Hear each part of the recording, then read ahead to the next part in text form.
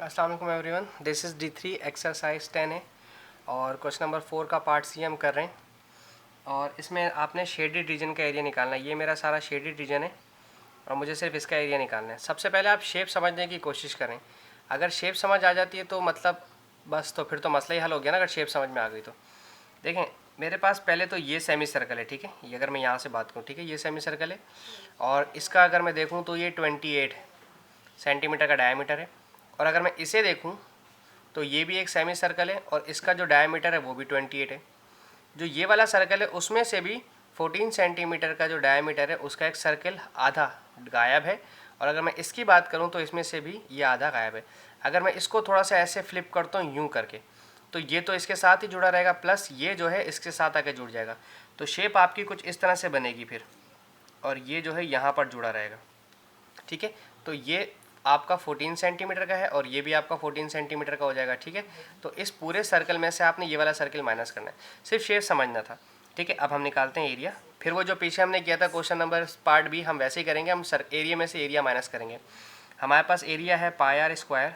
अच्छा, चूँकि पूरा सर्कल है, देखें पूरा सर्कल है, इसमें से पूरा सर्कल माइनस करना है। ये आधा और आधा कंप्लीट हो गया, इस तरह से हाफ ये और हाफ ये कंप्लीट 1 हो गया, ठीक है। इसलिए इसको डिवाइड बाय 2, 3, 4 कुछ नहीं करना।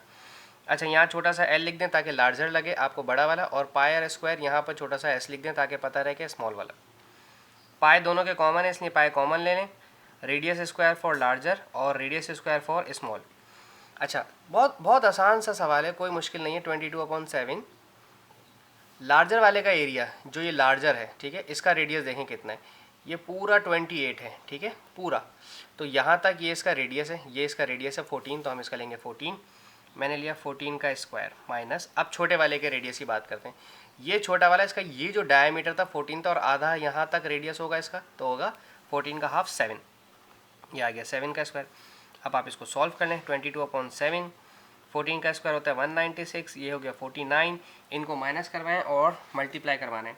अच्छा जी, हम करवाते हैं माइनस इसको सबसे पहले। 196 माइनस 49, ये हो गया 147। और मैं सिंपल इसको मल्टीप्लाई करवा लूँ 22/7 से, सो दिस बिकम 461.8। अब देखना ये है कि हमने इसको राउंड ऑफ करना होता है कि राउंड ऑफ नहीं करना होता। बाज़ औक़ात राउंड ऑफ किया भी जाता है, बाज़ औक़ात राउंड ऑफ नहीं भी किया जाता। अब ये 8 है, आप इसको चढ़ा के यहाँ पे 8 चूँकि ग्रेटर देन 4 है तो 5, 6, 7, 8 राउंड ऑफ करते हैं, तो 461 बिकम्स 462। और ये सेंटीमीटर स्क्वायर आप यहाँ लिख देंगे 3 सिग्निफिकेंस फिगर, ताकि आपकी भी जान छूट जाए, एग्जामिनर आपके मार्क्स भी ना काटे, उसे समझ आ जाए कि आपने राउंड ऑफ किया। 3 सिग्निफिकेंस फिगर था, 1, 2, 3। तो बस ये इसका तो बहुत आसान सा था, ये ख़त्म हो गया। Thank you for watching my channel. अल्लाह हाफिज़, टेक केयर एवरीवन।